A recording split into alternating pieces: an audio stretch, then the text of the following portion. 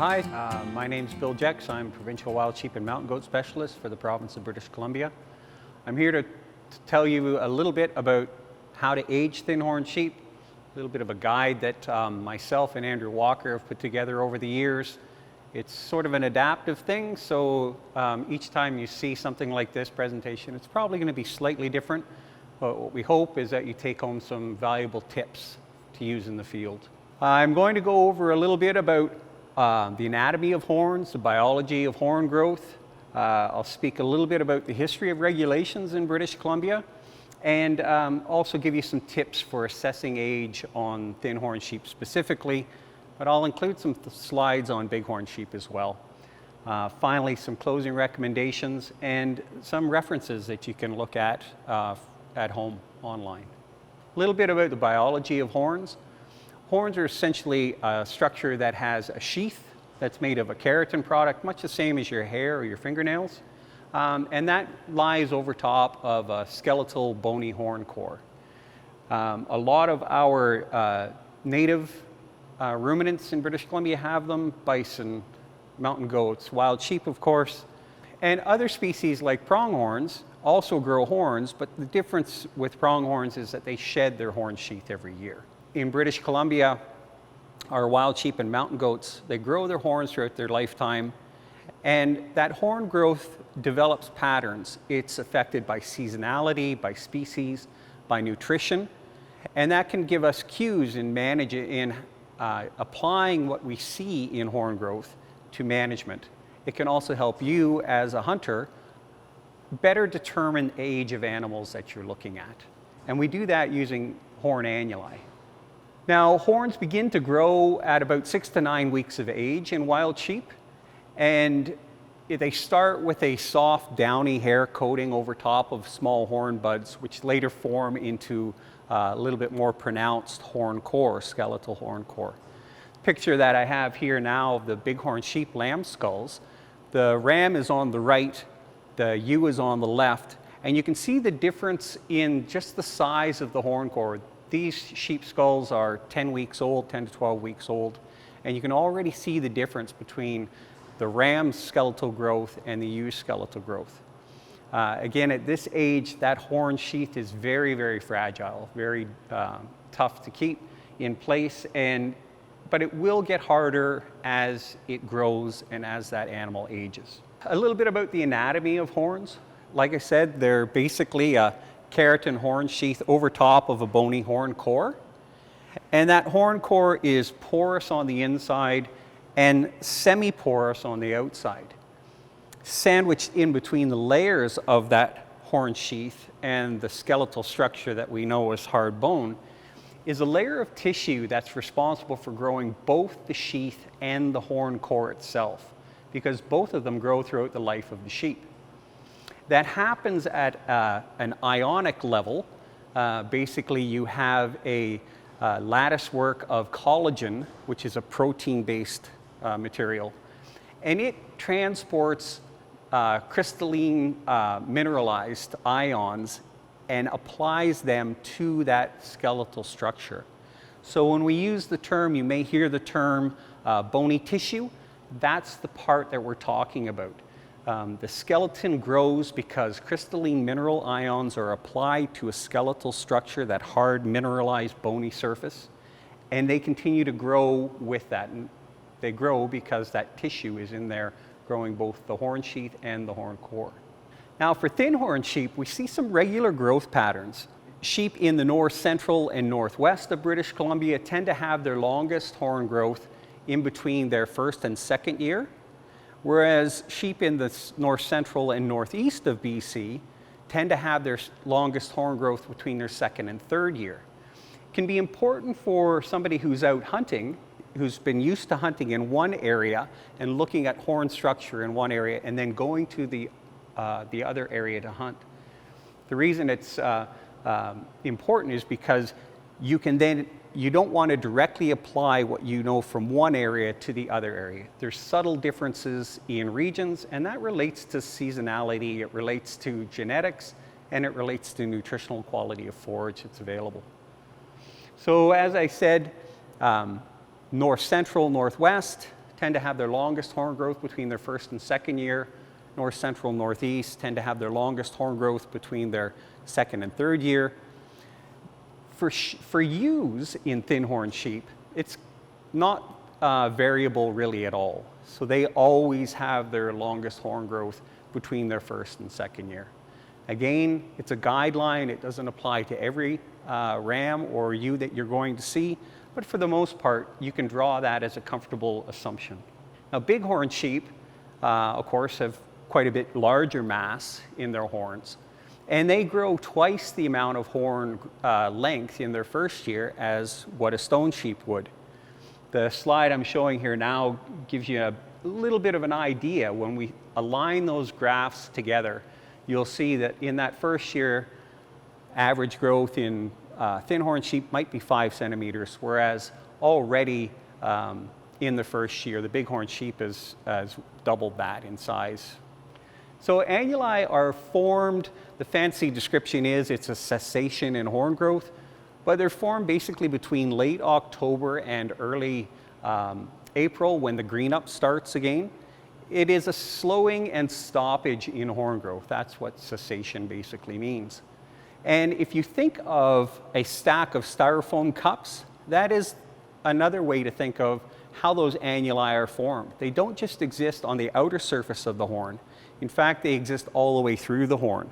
And you can see this horn that's been cloven, how the annuli that are on the outside replicate the pattern of the internal horn core, and then, like I said, like I referenced earlier, they look like a stack of cups.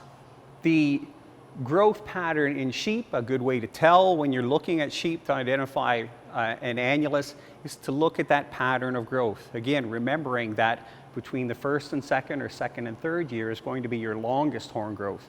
And after that, there's what we refer to as a proportional symmetry in a reduction in horn growth. So you should see an even and generally uniform reduction in the interannulus spacing. And that's important again as well, because you will use that to identify what's known as a false annulus. False annulus can happen from a migration, can happen from a change in weather that affects nutritional quality, or can relate to a slip and fall accident where all of a sudden that energy that's acquired through foraging is no longer put into horn growth, it's put into repairing whatever's been damaged. So you want to take a look, and as you identify annuli, make sure that there's a uniform proportional reduction in horn growth. That will help you out greatly. If we cleave horns, very similar to what this physical example shows, you can see that the annuli travel all the way through, and most importantly, they replicate the horn core as it grows. So as the horn core is small in size, you'll have a small rounded tip on your annulus. And as it gets bigger in size, as that ram ages, you will also have a similar corresponding larger internal structure in that annulus. Now, of course, you can't see that from the outside, but for a tool in terms of aging or asking questions, it's important to understand that is a tool that can be used. You can cleave a horn and get a very accurate understanding of where the annuli exist. Another tool that we're exploring right now as well is X-ray technology. X-rays, the annuli certainly show up on X-rays, and in this slide you can see that the annulus is very clear on the outside edge of those horns. But if you look a little bit closer and you keep in mind the fact that the ends of those annular curves mimic the shape of the horn core, the skeletal horn core, you can then identify internally, using X-ray technology, where those annuli exist as well. And that's what this slide shows. So British Columbia today has, anybody who hunts sheep will be aware that we have a number of classes of sheep. Bighorns certainly have multiple classes of sheep. Fortunately for thin-horn sheep hunters, there's just the single class. We're looking for a ram who's Fullcurl, which means that the horn tip extends dorsally or vertically beyond the forehead nose bridge plane, or has attained the age of 8 years old as evidenced by true horn annuli. So this is where these hints that I'm going to offer you here today will become handy because, well, we always recommend first and foremost that you try to pursue and harvest full curl rams. We recognize that from year to year, about 23% of the rams harvested that are legally taken are not full curl rams. So hunters are making decisions based on what they have aged that animal at. And again, we want to try to give you the best information you can so that you're making informed decisions. Not so you're taking more risk, but so you're making better informed decisions. If we flash back to 1967, you'll see that the definition and the legal requirements are very different. Here you're looking at about, we would call it a banana curl ram. That was a legal ram in 1967. Conservation of the species has necessitated that we change that as we continue to learn about social structures and breeding success in rams. It caused some changes through to 1981, and that's what this slide shows here behind me. Change in that regulation from the 1967. Now we see the existence of different classes of sheep. The curl still is not consistent with what happened the following year in 1982, where we have the conventional definition that we use today. The take-home message for all of those regulatory changes is always rooted in conservation. So we can say confidently in a number of situations that hunting is not the cause of a population decline because we have implemented changed regulations that have made that an assurance. And that's important to understand. Our sheep populations today are not what they were in 1950. We've created the sheep populations and the structures today from our changes in our management approaches and our regulations. So we're always trying to manage conservation first, and you as a hunter, the best way you can do that is to look for a full curl ram first and foremost. So this slide shows you full curl definition. Ram is clearly full curl. Horn tips extend dorsally beyond the forehead nose plane bridge, or one that's attained the age of 8 years old or older as shown by the presence of true horn annuli. Now this ram on one side was broken off, but we're still confident that he has 9 horn annuli, a little bit of help because the other side is still intact, so we know that we're right with that interpretation. But you can also see how some of that proportional symmetry would inform our understanding of how old that ram would be as well. So when you're in the field, there's some other things to consider. When you're looking at a ram, you can consider how wide the spacing between the horns are. If there's a wide spacing, it's probably a young animal. You can appreciate that those horns are growing every year that that ram is alive, and every year that ram is alive, those horn cores get larger in diameter. So that pushes those horn sheaths closer and closer together. So look for narrow spacing. That will give you a good indication that it's an older ram. You want to take a look at the profile of the horn, whether it's smooth or whether it has a lot of roughness or ripples to it. Smooth horns are really indicative of younger animals. And when you look close to the skull in particular, generally the rougher or the more rippled the horns appear, that comes with age. So again, if you're seeing a very smooth horn ram, it's probably a younger ram. You can look for the presence of dark coloring near the horn base. And if you see that dark horn coloring extend well up into the horn, then again, it's a tip that you might be looking at a young ram. Usually that dark blackish coloration will fade as a ram ages. Certainly within a year's time, that will revert to that sort of natural horn color that we're used to seeing. So if you're looking at a ram and you see a long distance of black coloration, it's another indication you might be looking at a young ram. Whether or not it's full curl. Like I said earlier, most of our rams that we harvest in the neighborhood of 77% are full curl. So again, it's a clue for you. If a ram is not full curl and it still has its lamb tips, then it's a clue that that's a young animal. and that might be an animal you want to walk away from. But you'll find sometimes there'll be rams that are broomed off. And I use the word broom because that's what a lot of hunters refer to it as. Thin horned sheep, though, typically do not broom. The neat thing about thin horns is that more so they have an erosive wear. They often carry their lamb tips right through to when they die. 10, 12, even 16-year-old rams that I've seen have still had lamb tips. So they don't tend to broom like bighorns do. We do see breakage, though. And that can happen with slip and falls, and of course the activities of the rut. But it is a different type of effect on the horn than brooming is. But still, again, take a look at that. If the ram's full curl, still has his lamb tips, but he's barely full curl, it's probably a young ram. If he's broken off and he's broken at a wide point, and you use all the other cues around proportional symmetry and around coloration and around body shape and size, then maybe he's an older ram that's just been broken off and he's not full curl. Again, you got to use all the tools you can when you're assessing a ram. Body shape, just touched on it there. Take a look at the body shape. Older, bigger, mature rams will have larger chests. They will typically have a belly that extends down. They'll have a sway, a lower sway in the back. Those are cues as well for understanding whether or not you're looking at an older ram or a younger ram. And then take a look at the nose. I mean, most of the time that you're looking at that ram, you're going to be looking at the head. So take a look at the nose profile. Younger rams will not have been involved in as many ruts as older rams will. And so they won't have developed what's known as a Roman nose. It's the scar tissue that develops along the top edge of the nose. And that can be a good tip to identify just how active that ram's been in ruts.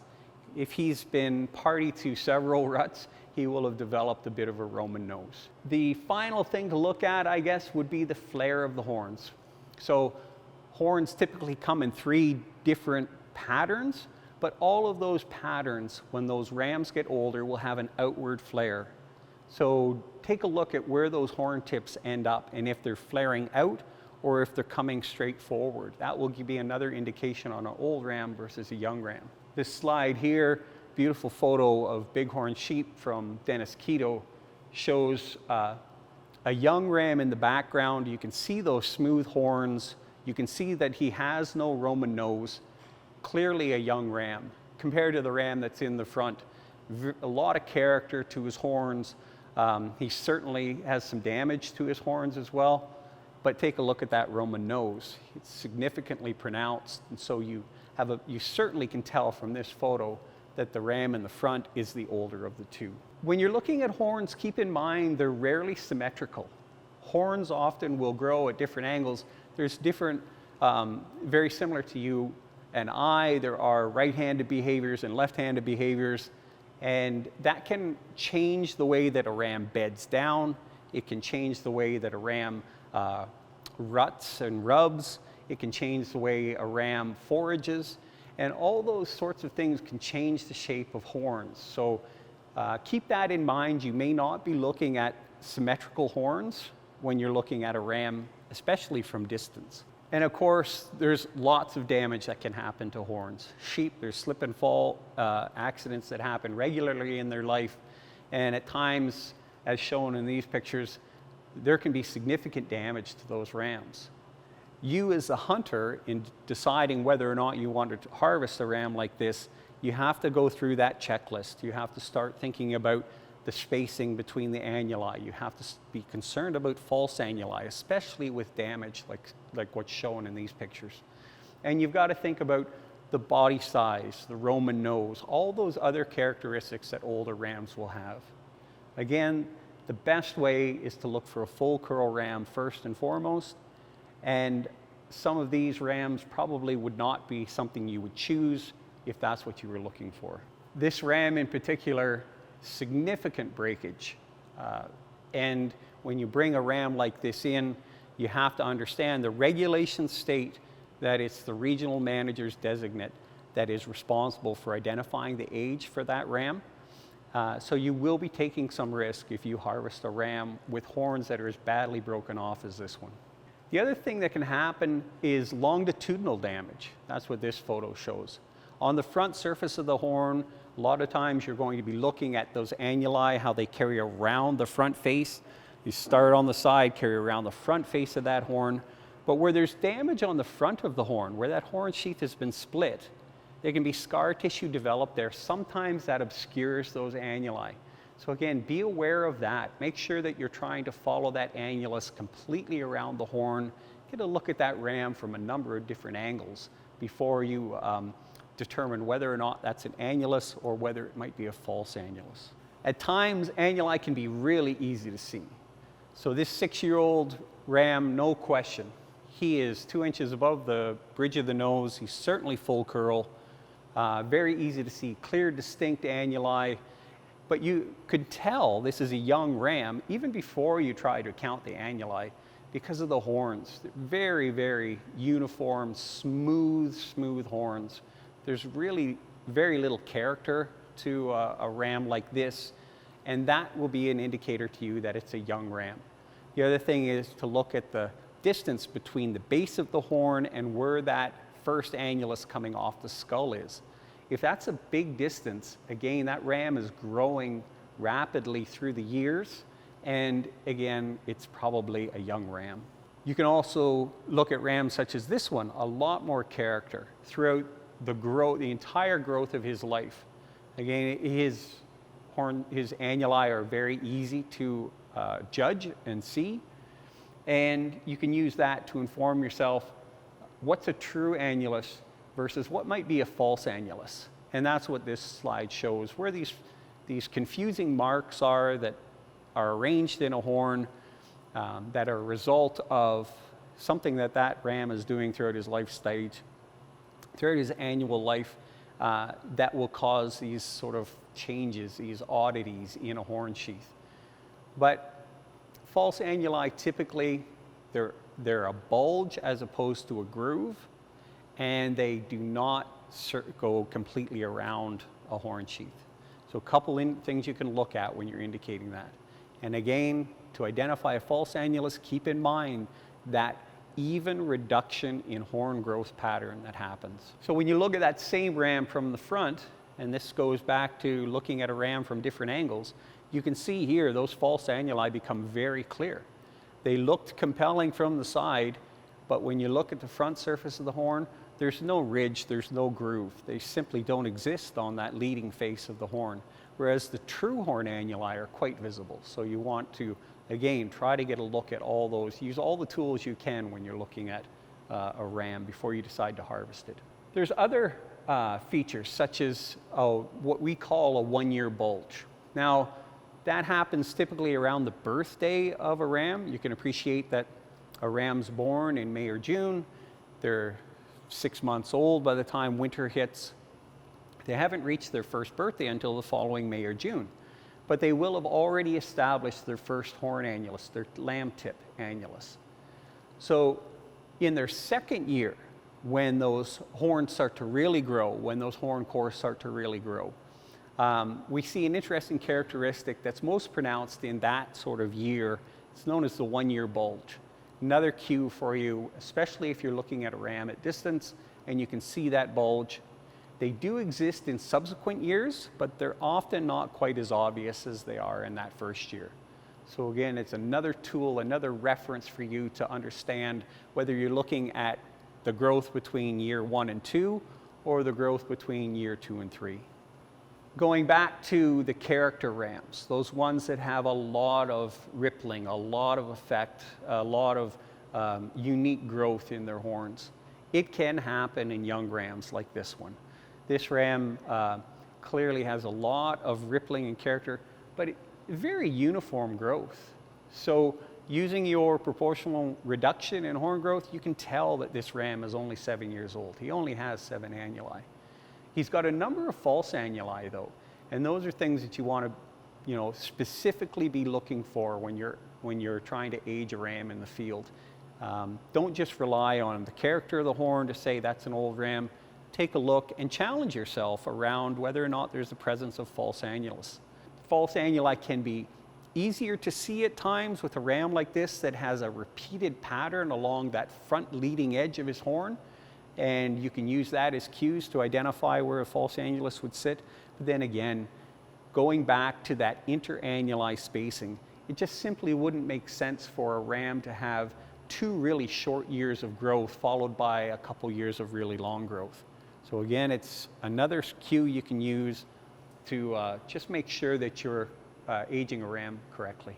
So we have a few examples that I'll run through now, and you can test yourself in the field. There's no requirement for answers here, but it's an opportunity for you to sort of put into practice some of the tips that we've talked about here today. And I'll just give you a few minutes to look at each one of these as we go through.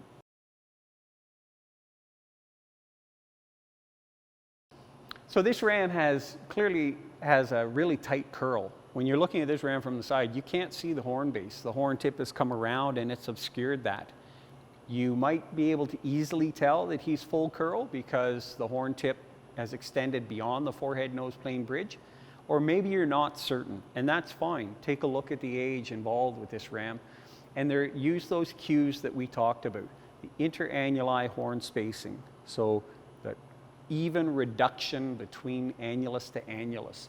And that's the key for this ram that's very tight in curl, where you won't see the base of the horn and the forehead.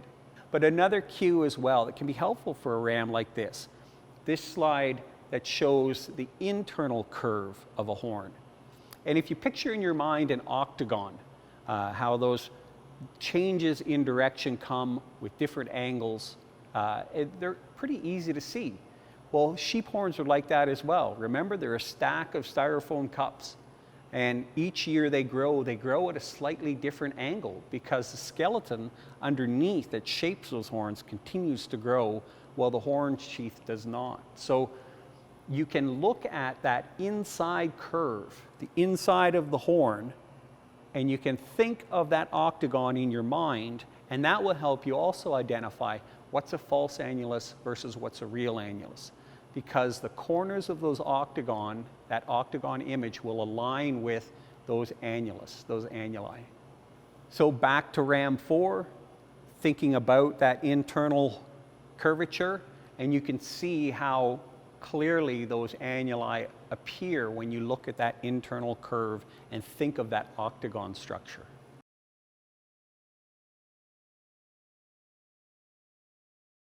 Ram 5 is a unique ram. He's got a lot of horn growth, certainly in his initial years, and probably a northwest ram because we see the longest growth between his first and second. But a lot of character really close to the skull.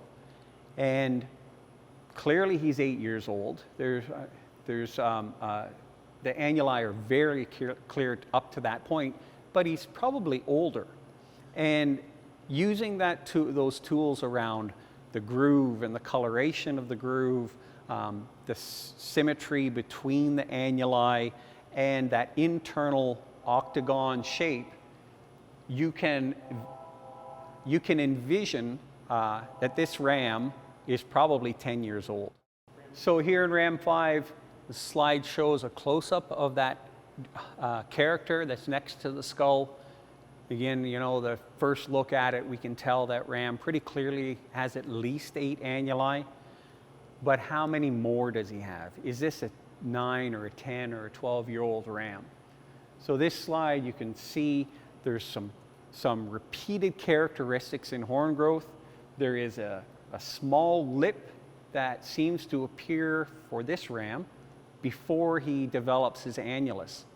Each ram's unique. Not all of them will have this. Some of them will have a different structure.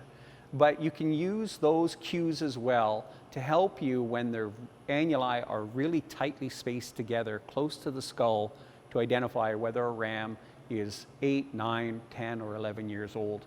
This ram, in my opinion, would be 10 years old, and I'm pretty confident at that just because of the repeated structure and the way that this horn is growing.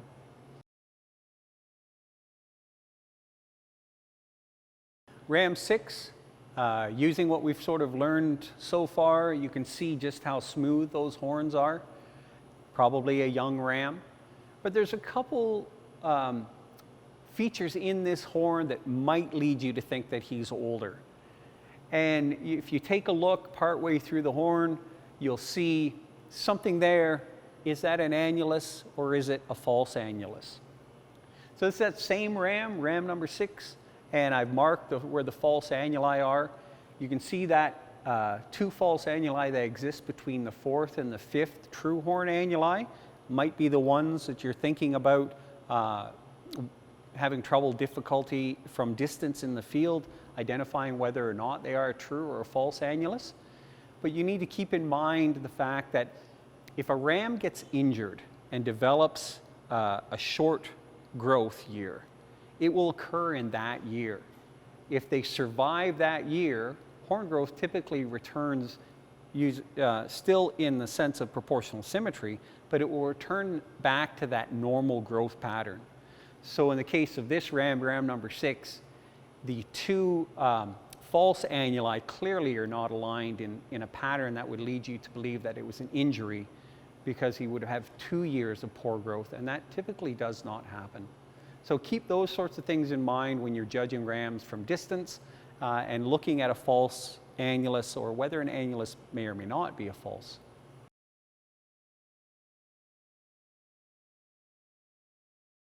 Picture of a bighorn sheep here. This slide, this is a thin horn sheep instruction here today, but I did want to just touch on some bighorns a little bit, because there are characteristics in bighorn sheep as well that are unique. And this ram was one that was compulsory inspected. It's part of your test here, but don't be deceived by some of the markings on the horn. That's the way the photo was submitted, so don't let those markings fool you into thinking this certain age of this ram. When you look at this ram now, you see the annuli that are marked. He has six annuli. The feature that's really important to note with bighorn sheep is that their second annulus, so that's their yearling annulus, their second annulus typically looks like a stack of annuli close together. That's different than a thin horn. A thin horn often does not have those sort of multiple grooves that are closely aligned, and that's just the uniqueness of the species.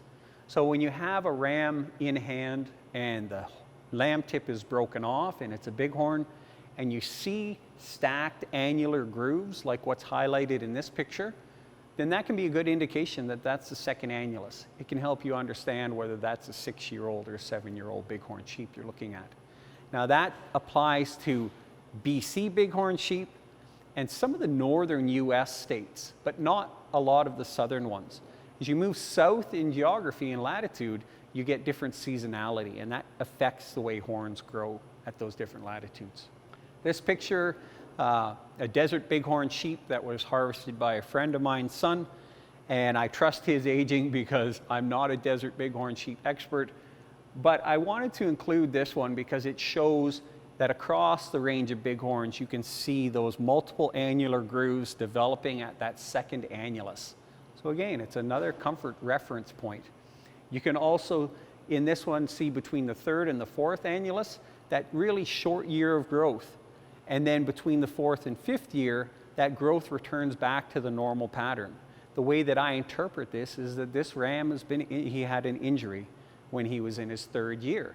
It caused that growth not to be normal, caused it to be short, but it's a single year of growth. And that growth has returned back in his 4th to 5th year. So finally, recommendations for you all, get the best optics you can.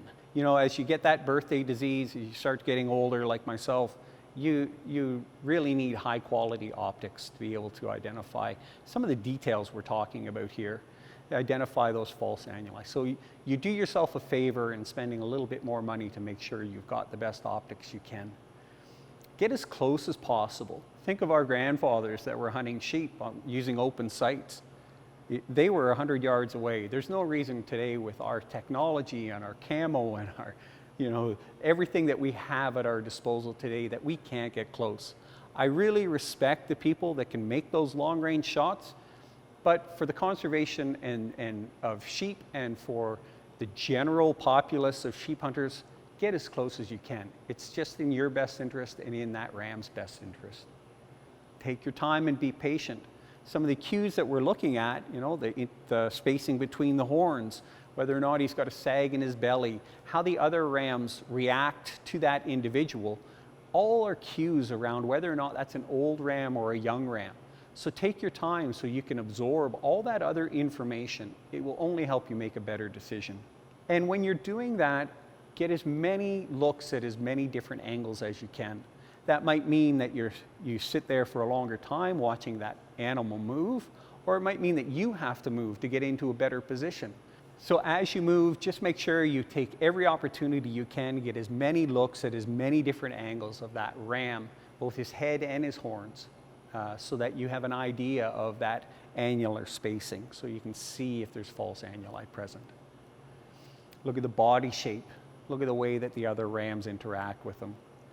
And finally, be confident in your decision. If you are looking at a ram and the words, "I think," come into your mind, you do yourself a favor and just enjoy the experience. You need to be confident when you harvest, when you decide to pull a trigger and harvest a ram. It's in the best interest of yourself, but it's certainly in the best interest of wild sheep and conservation of wild sheep. So just to close out, thanks to the Society for providing this opportunity. And here's several online reference guides that you can go to. Alaska's reference is really good, but keep in mind that Alaska uses a slightly different regulation and a slightly different definition of full curl ram than British Columbia does. Still, their guide is full of good information, so I'd encourage you to look at that. And the newest source by the Canadian Mountain Network is a very detailed explanation around how horns grow and horn aging and cues to look for. So I'd encourage you to search out as much information you can. Online, there's certainly a wealth of it there. Make sure you go to credible, reliable sources when you're getting that advice, and you can learn a lot from being online. Thank you again.